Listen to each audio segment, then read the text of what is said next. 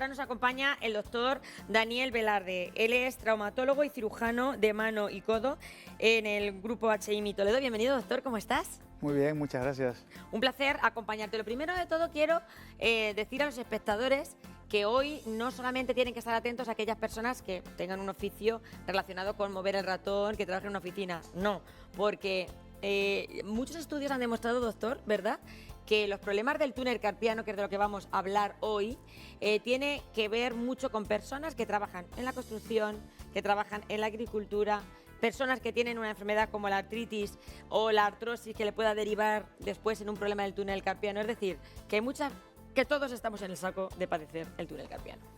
Sí, el síndrome del túnel del carpo es una patología sumamente frecuente. Es una enfermedad, un proceso que ocurre sobre todo por un problema del movimiento de los tendones de los dedos, que al irritarse el tejido que los envuelve producen una presión sobre el nervio mediano y eso pues aparece con trabajos ya sea de tareas repetitivas, por ejemplo, como decían en una oficina, escribiendo en un ordenador, programadores, pero también mucho con trabajos de fuerza, un agricultor o una persona auxiliares de residencias de ancianos, personas que trabajan en la limpieza y también luego tiene un componente degenerativo, hay un componente por el envejecimiento también de los tejidos que hace que personas que no tengan tareas tan demandantes como incluso personas jubiladas pues puedan cursar con un túnel del carpo a edades bastante avanzadas también, 75, 80 años. Lo importante es que tiene tratamiento, tiene un buen pronóstico, ¿verdad, doctor? Y podemos mejorar. Muchas veces hay que pasar por la cirugía, que ahora vamos a hablar incluso de cómo se hace esa cirugía. No vamos a entrar al quirófano, pero casi, para que ustedes estén atentos. ¿Afecta más esta enfermedad a las mujeres que a los hombres, doctor? En principio la afectación suele ser bastante simétrica, suele ser presente en hombres y mujeres más o menos igual, salvo ciertos momentos de la vida. En la perimenopausia, es decir, poco antes o después de que se vaya la regla, y también en torno al embarazo sí que hay más casos en las mujeres, por supuesto, porque esos cambios hormonales afectan lo que hablamos antes del volumen del envoltorio de los tendones y facilitan que ocurra el síndrome del túnel carpo. ¿Qué síntomas vamos a notar? ¿Cómo vamos a saber que hay un problema de túnel carpiano? ¿Que lo diferencia, por ejemplo, de otras molestias que pueden aparecer en la mano? Claro, lo más curioso del túnel del carpo es que sobre todo no se caracteriza por el dolor. O sea, puede haber dolor, pero no es el síntoma principal. Lo principal es que se duermen los dedos pulgar, índice y corazón de la mano. ¿Esos tres? Estos tres dedos. ¿Y se duermen a lo largo del día o por la noche o cuando nos levantamos? Depende un poco de cada uno. En la mayoría de los que son más de carácter degenerativo, casi exclusivamente por la noche, muchas veces nos despierta por la noche y tenemos que sacudir la mano para poder que se pasen los síntomas y claro, nos deja descansar. Y luego en los que son más agudos, más relacionados con el trabajo, nos pasa pues cuando estamos haciendo las tareas y en esos momentos sí que se duerme la mano, se empiezan a caer las cosas y a veces sí que llega a doler, a dar como corrientes, como si pasara la electricidad. Como si dieran pinchazos por dentro. Efectivamente. Esas son las sintomatologías que notamos. Llega un momento en el que si nosotros no tratamos el túnel carpiano, prácticamente la movilidad de la mano se ve bastante reducida. Sí, sobre todo vemos una cosa que ya se hace irreversible, que es que la musculatura aquí a nivel del pulgar se va atrofiando. Se va quedando la mano con mucho menos relleno, digamos, en la palma de la mano. Se queda como delgadita de aquí, ¿verdad? Se va secando, para que nos hagamos una idea. Y doctor, tenemos la imagen de la mano del túnel carpiano, es una imagen característica que ustedes tienen además la oportunidad de llamar y preguntarle al doctor, incluso si tienen alguna fotografía, mandárnosla y nos preguntan y cualquier síntoma que tengan. ¿La mano tiene alguna forma? Lo habitual es que no. Afortunadamente, la mayoría de los pacientes llegan a un punto en el que todavía esta atrofia no se ha presentado. De hecho, vamos, es muy llamativo cuando llega algún paciente ya con atrofia y afortunadamente no se ve nada, no se ve nada.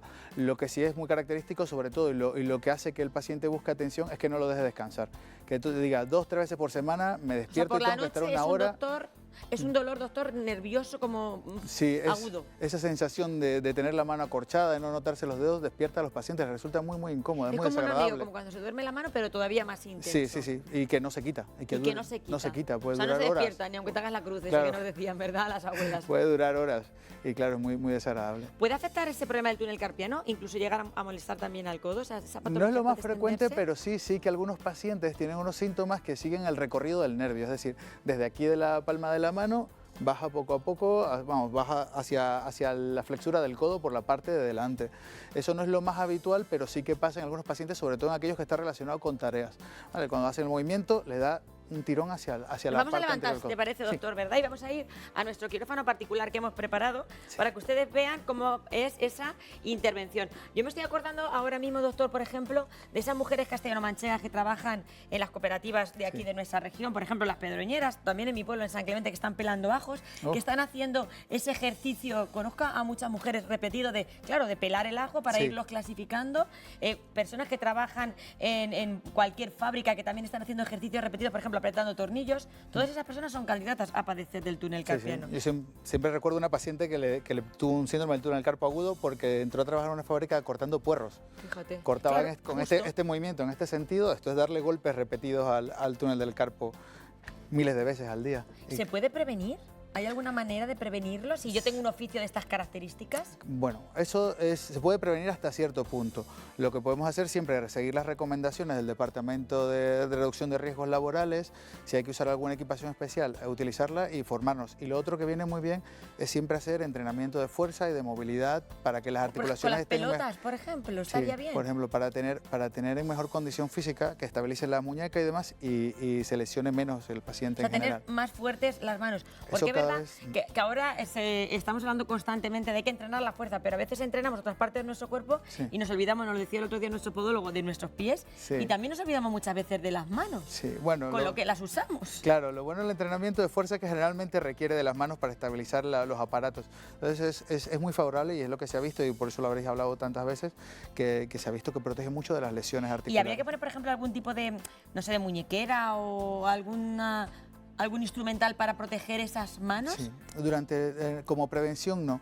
Se puede utilizar como tratamiento paliativo. Es decir, si no tenemos acceso a la cirugía o no está en un nivel tan grave como para utilizarla, en las noches se puede poner una férula que mantiene la mano en posición recta, que no es la típica férula funcional que utilizamos para hacer cosas cuando nos duele la mano, no. Es una férula que es totalmente recta, se pone por la noche, en esa posición el nervio está más relajado y tenemos menos incidentes de adormecimiento.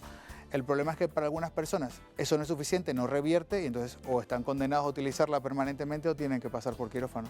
Ahora volvemos a hablar sobre esas, a veces que hacemos esos adelantos de ponernos vendas o ponernos, por ejemplo, muñequeras y a lo mejor nos estamos equivocando. Pero antes tenemos que atender a una persona que nos está llamando, se llama Bienvenida, desde Guadalajara. Muy buenos días, bienvenida. Hola, buenos días a todos. Mire, yo le quería hacer una consulta al doctor. Yo tengo una hija que tiene 33 años y resulta que casi todas las mañanas se levanta con la mano que no puede doblar los dedos, muy rígidos, inflamados y colorados, o sea, donde están los nudillos, esa zona colorada. Le suele pasar también, hay veces que en las rodillas y en los pies. Estamos en tratamiento con el traumatólogo, tenemos que ir esta semana y nos ha dicho que podía ser lupus o alguna enfermedad antiinflamatoria. Tiene días, sobre todo estas unas cosas, un montón doblar los dedos, o sea, no puede cerrar la mano. Como si tuviera líquido, no sé. Pues bienvenida, te respondemos. Escucha la respuesta, vale, a través de la televisión que te va a responder el doctor. Muchísimas gracias por tu pregunta. A vosotros. Gracias, bienvenida. Muchas gracias, bienvenida. Por los síntomas que cuenta, eso va más en dirección de una enfermedad inflamatoria, una enfermedad del sistema inmunológico, de la defensa del cuerpo, atacando a las articulaciones. Hay que hacer algún tipo de prueba, generalmente analíticas, a veces una serie de analíticas y observación, para que el reumatólogo pueda encontrar en cada caso la patología concreta y darle un tratamiento. Así que bueno, si ya está consultando con el especialista, por lo menos está encaminada. Porque en nuestros análisis más específicos se ven cómo están esos anticuerpos y en función de cómo estén podría derivar en otro tipo de patología. Efectivamente. ¿Verdad? O sea que eso hay que mirarlo, porque al estar afectada también la rodilla, ¿verdad, doctor? Sí, claro, y que sean las dos manos a la vez, que se pongan rojas las articulaciones, eso suele hablar más de problemas inflamatorios, de problemas de autoinmunidad. Decíamos que también esos problemas inflamatorios, que nos viene muy bien la pregunta de bienvenida, pueden derivar luego en un problema de túnel carpiano, porque una persona que tenga artritis reumatoide, pues a lo mejor luego también le puede afectar incluso eso produce a su mano. Aumento de la presión en el túnel del carpo y a veces incluso por causas que no son tan evidentes, pueden aparecer nódulos en los tendones producto de la enfermedad y también gangliones. Aparecen esos gangliones enormes en las manos. Así como los vemos por el dorso, no es muy frecuente, pero en ocasiones protruyen hacia el interior del túnel y ayudan a comprimir. Porque a veces pueden salir o por fuera o o por dentro. Claro, no es el sitio más habitual ni mucho menos, pero es una posibilidad y en algunos casos el cirujano tiene que estar preparado para encontrar esos cambios dentro del túnel del carpo. Doctor, estamos ya en quirófano. Tú ya te vas a preparar, ¿verdad? Con estas gafas que te has puesto. Sí, claro. No vamos a... Yo estoy ayudándote hoy. ¿Me vas a ayudarme? Sí, yo te ayudo. Me voy poniendo las gafas entonces. Te vas poniendo la gafa porque van a ver ustedes que a veces nos da miedo pasar por el quirófano, lo sencilla que es esta intervención y lo que puede conseguirse después de hacerla, que es lo más importante, que es evitar que esa persona vuelva a tener esas molestias, pues que son bastante dolorosas del túnel carpiano. Entonces vamos a pasar por quirófano. Vean ustedes, ahí tenemos una mano. Esto es un esqueleto de una mano. Vemos la zona del túnel del carpo corresponde a esta porción de aquí, que tenemos el gancho del ganchoso, uno de los huesos del carpo, de este otro lado tenemos el trapecio y en esta zona vamos a simular el ligamento transverso del carpo, que es la estructura que luego tenemos que tratar. ¿Para qué sirven? Que mucha gente dirá, ¿por qué se ha puesto las gafas del doctor Velarde? Bueno, me he puesto las gafas lupas son una herramienta médica que nos permite aumentar la visión, el tamaño de las estructuras que vemos y por lo tanto operar con mucha más precisión. Yo me las he puesto y no veía ni torta, por eso estudian tantos años de medicina los médicos. Estas gafas me permiten ver con 4 aumentos, veo 4 veces el tamaño de las cosas y por supuesto tengo un campo de visión muy muy pequeñito. Entonces, ahora mismo lo que estaríamos simulando en ese esqueleto de mano... Ahora, no sé si se puede ver, es el túnel del carpo. Mira, doctor, ahí tenemos. Acá, el túnel del carpo. Sería esta estructura. A ver, voy a hacer aquí. Vale, donde está mi dedo ahora estaría el nervio mediano y los tendones que cierran los dedos. ¿Vale?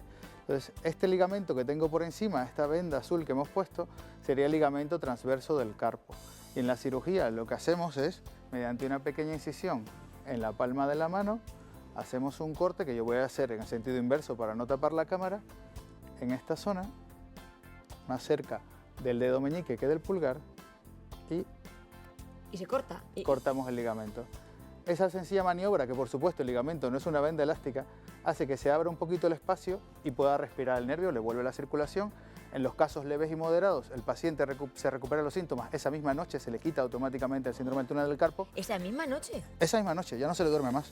O sea que realmente, claro, es que hasta nosotros hemos sentido esa liberación cuando tú cortabas con el elástico. O sea que es como que se libera totalmente el ligamento. Claro, porque es que esta presión, en el momento, eso es una estructura muy rígida. Eso para que se haga una idea es como una lona, un tejido muy muy duro. Es fibroso, no es óseo, pero es rígido totalmente. O sea, en el momento que nosotros lo cortamos, él se abre un poquito, no es que sea no salta como el vendaje, se abre un poquito, pero eso es suficiente para que le vuelva a circular adecuadamente la sangre al Y doctor, ¿nota esa liberación y va a tener que tener un posoperatorio largo o puede incorporarse rápidamente a su vida Generalmente normal? No. Depende un poquito también de los hábitos del paciente. Es importante no fumar, es importante tener cuidados, pero lo normal es que a los 7-10 días le podamos cortar los puntos. Esa cirugía ambulatoria, el paciente se va a su casa, puede comer pues al ordenador, el móvil, desde el momento 1, sin problema, para tener los dedos dormidos un rato mientras se le pasa la anestesia. Y a las 3 semanas se podría conducir, hacer tareas ligeras, 5 kilos, alrededor de 5 kilos. Muchos pacientes conducen antes. Bueno, sí, imagino. Y luego, a las 6 semanas, entre las 6 y 8 semanas, ya autorizamos trabajo de fuerza. Es decir, las personas que ya tienen que volver a trabajo de limpieza, que hay que retorcer bayetas, trabajo en los que hay que empujar cargas, porque sobre todo lo que nos va a condicionar es el dolor en la palma de la mano, en el sitio de la incisión, que es lo que realmente limita. ¿Y hay que hacer una rehabilitación o directamente la incorporación Casi a la vida nunca. normal ya permite que nuestra mano se vaya recuperando? En la grandísima mayoría de los casos no necesita ningún tipo de rehabilitación. Generalmente lo que le mandamos a darse muchos masajes en la palma de la mano al paciente. O sea, masajitos Aquí, sí, círculos así, que se ponga la piel blanca.